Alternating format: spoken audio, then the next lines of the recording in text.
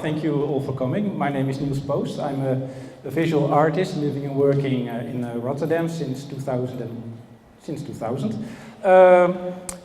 And when Diante asked me to give you a little talk about my work in regards to serendipity, I thought it would be nice to take a few projects over the last 10 years or so that involve serendipity in one way or another. So I'll start off with this thing that I did about 10 years ago on the Erasmus Bridge. It's quite like one of the, how do you say it, #1 landmarks here in Rotterdam. You all know it probably. And this started when I was living in the south of Rotterdam. I would daily bike over the bridge into the city to do some work. And one time there was the Rotterdam Marathon.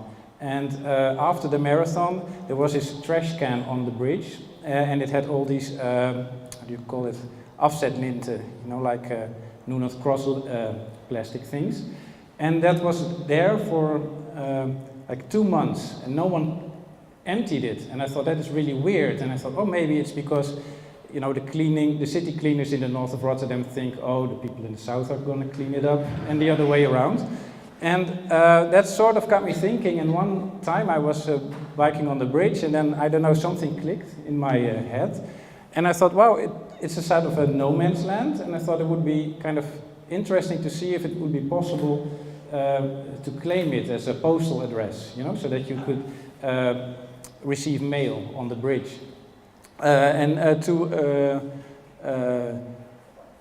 So I bought a mailbox, and one night I went on the Erasmus Bridge and I glued it to the bridge.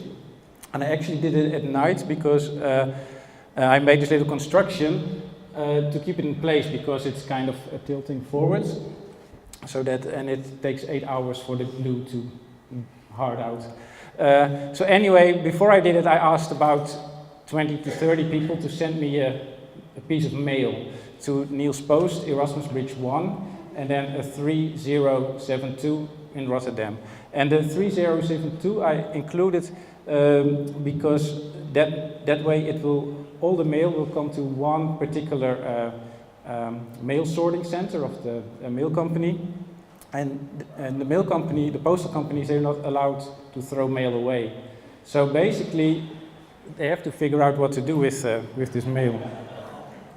So this is at daylight. And then after about 2 days, I started receiving mail, and quite a lot of it, because I also run this art blog called trendbeheer.com. It's translated as trendmanagement.com. And we had started that blog, I think, about a year prior to this. And because of the blog, also newspapers started to report about the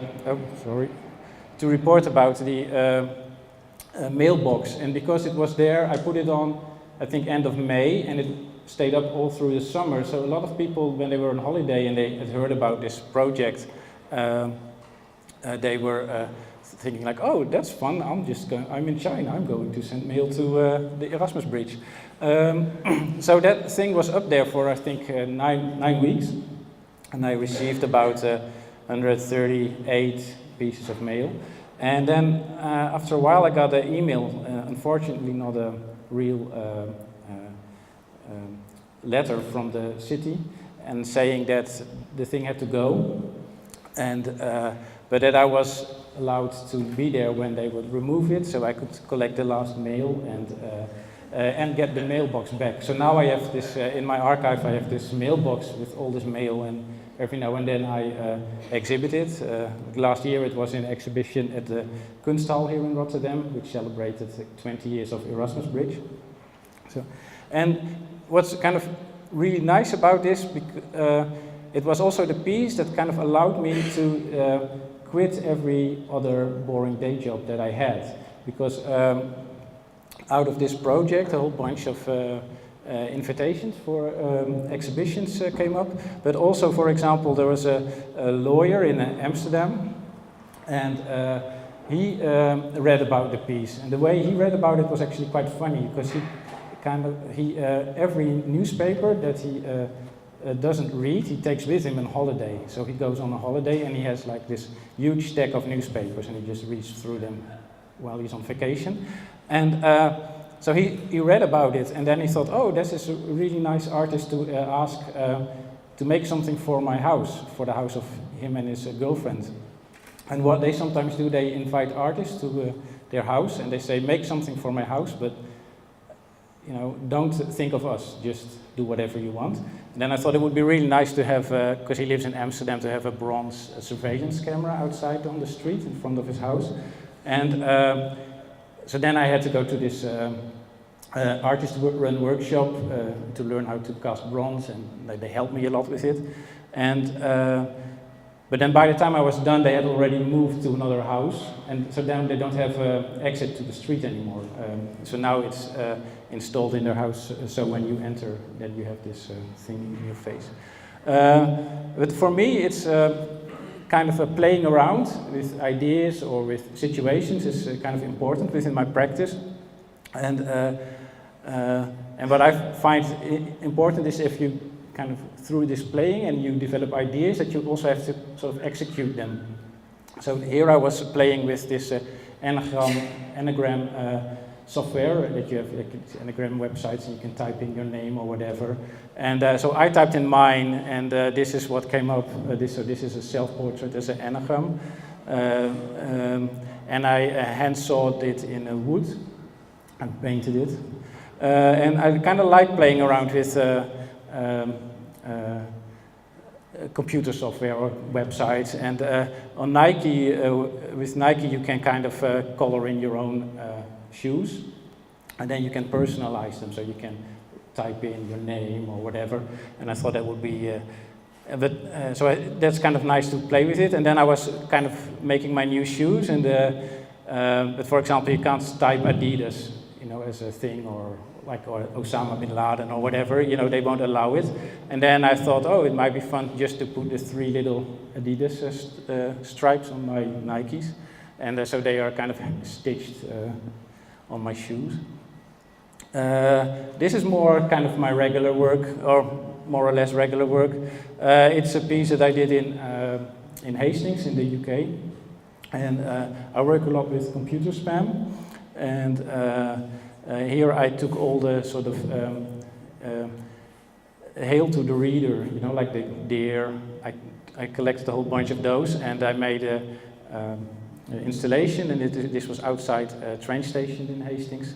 So basically when people walk to the train every morning, they get a kind of a friendly greeting. And people kind of, everybody wants to be loved, so.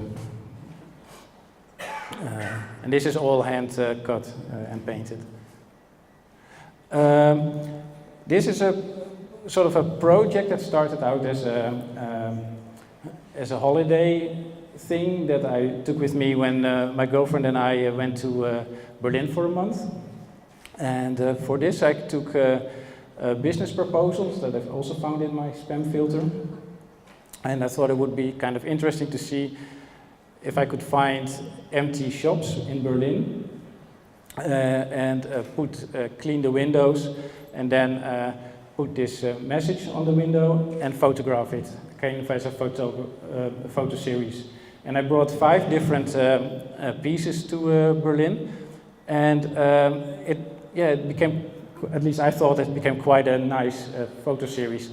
And then I thought, oh, it's an economic crisis everywhere, so you can also kind of expand on this idea and doing this project in other cities. Over the last, I think, 6 years or so, I did about 50 by now of these windows. And so this is me in San Francisco putting it up. So I always kind of do it in the daytime, because you're just part of the visual landscape of the city. It's like if you see someone taking a cab or somebody tying his shoes, you don't think anything of it. So if you are there and you're just cleaning a window, and it's a nice service to clean a window. So usually people don't really bother you. So yeah, and this is actually the same window. So I've been doing those for a while now, and but then the thing is, what's really interesting that, of course, you also have Street View now, and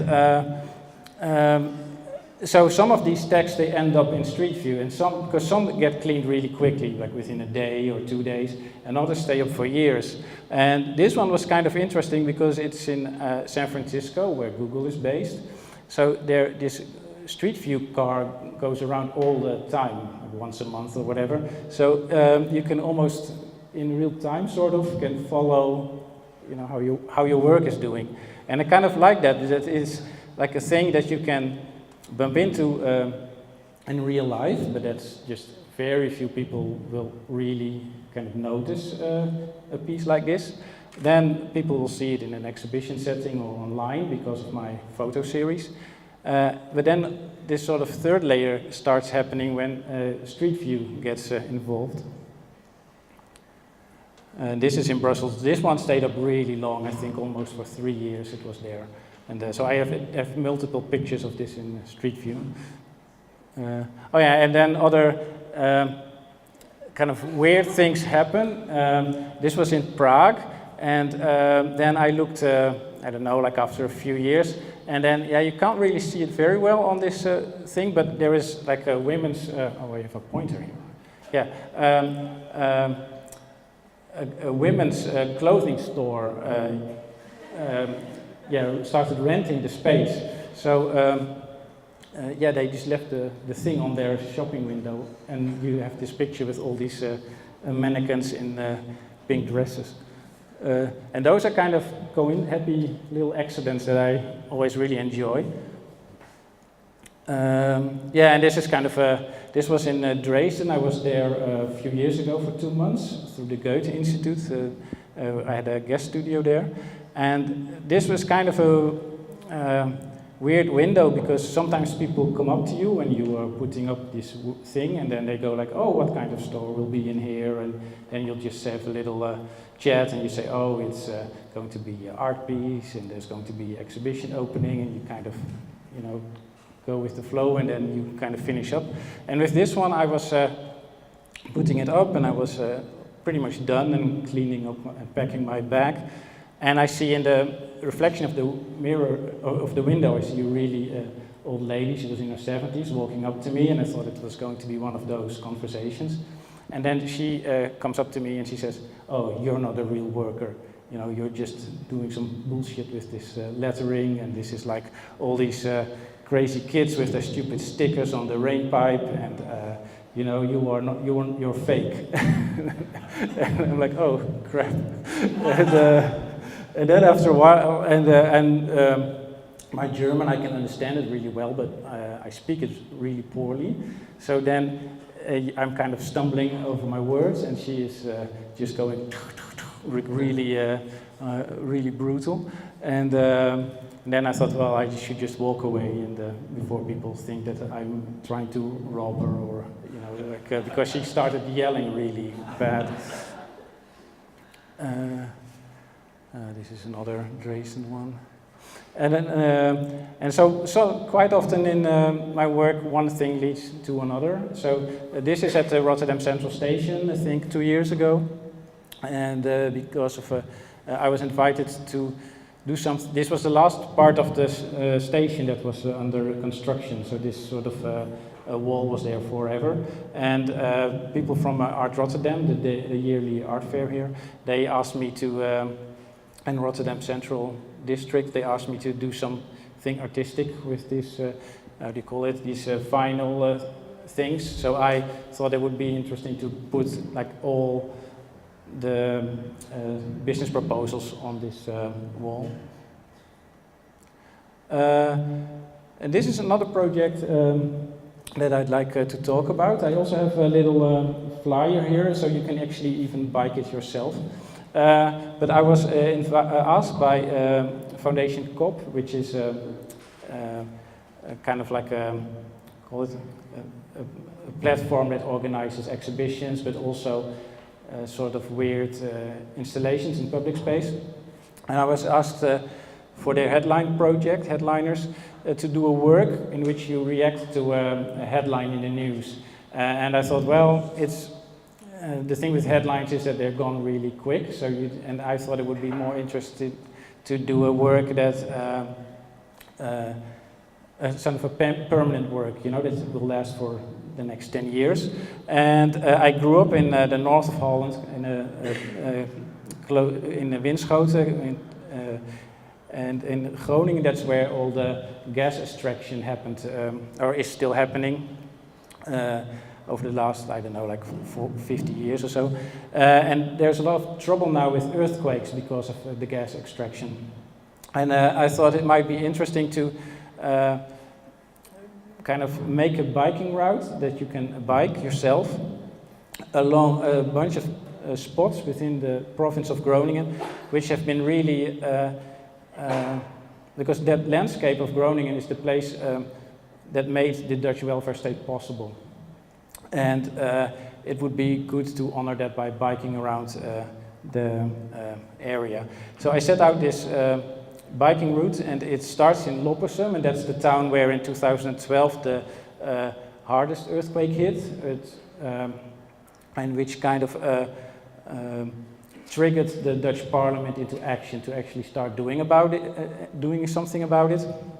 And then you bike about 30 kilometers south towards Kolham. That's where the gas actually was discovered in the, I think, late 50s, early 60s in a farmer's field. And and what is kind of good, it's I made a website about it called gasroute.nl, and the route is also available as a GPX file on your phone, so you can also just bike through Groningen with your phone in your hand. This is actually the starting point. It's a place called Benny's Bike Shop. It's in the field close to Loppersum. And you can rent a really good bike there for really cheap. I think it's €6 for a day or €8. And so about a year ago we did an opening ride. And with, I think, 10 or 12 people we biked this route. And it's 70 kilometers, so you should take the day to go there and do it. So you go to these places where they extract the gas from the earth. And sometimes you see these things. But it's really not it's not like disaster tourism, but this is just something that you see every now and then in the landscape. But it's sort of a thing. There's all these. That's what I also said before. But I like in my work is that you can also see these things that you can't really plan. So when we were biking, we just biked along this really beautiful house, which almost looks like it's photoshopped into the landscape, but it's real. It's really beautiful. At least I think it's really beautiful. But we also go to places like this, and it's a seismic measure point. And when I made this route, I used Google Earth, or is the satellite thing, you know, so you kind of try to see where all these spots are. And there's also a website where you can find all the seismic measure points in the Netherlands. And then if you look at that on this Google satellite image, you just see in the middle of the fields, you see this tiny white pixel, and it's kind of magical to just kind of try to find it. So underneath this thing, there's a 200-meter drilling hole with like a sensor that measures if there is an earthquake or not. And then during the opening ride, it turned out that there was a really beautiful summer carnival in a really tiny town. And and this is the how do you call it? The wegwijzering, the signage of the project. So you can't really see it very well on here, but you see it better there. It's a gas stove burner, and whenever you have to go left or right or straight on, it's really handy if you have just a sticker that you can just adjust to whichever place you want to go. And this brings me to the last thing, again, back to the Erasmus Bridge. So when I did the mailbox I talked about before, it was 2006, and it is kind of funny because nobody told me then that it was a 10-year anniversary of the Erasmus Bridge, and nobody particularly cared, I imagine. But now over the last 10 years, city marketing and everything in Rotterdam has become really big. So in 2015, people approached me like, oh, it's a 20-year anniversary of the Erasmus Bridge. You should do another piece on the bridge. So this time I got commissioned to make a work. So it was actually scheduled for 2016, but then like permits and all the stuff, it was, I think, December 30 last year that they said, oh, we have a permit. But then it was too cold for the glue and everything. So we installed it a few months ago, and it's still there. I passed it yesterday. And it's sort of how do you say, it refers to all the holiday greetings that I received like 10 years at that spot. So it says greetings to you, and it's also a text from my spam filter. And that was it, I think. I hope I was in 20 minutes. Oh, okay.